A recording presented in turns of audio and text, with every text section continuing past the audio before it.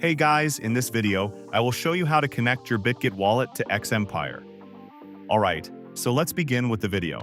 So to connect your Bitget wallet to X Empire, first open up your Telegram and make sure it is updated to latest version available. Now, search for X Empire bot and open it up. Once the bot is opened, click on play and you will be redirected to this type of page.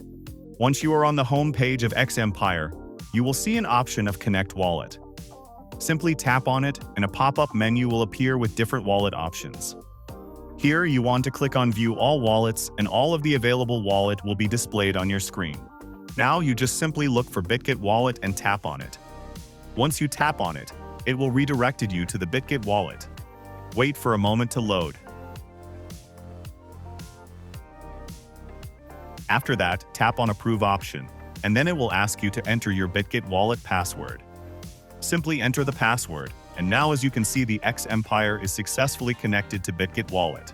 So that's basically how you can connect your Bitget Wallet to X Empire. So that's all for this video. Consider subscribing if you find it helpful, and I'll catch you in the next one. Thanks.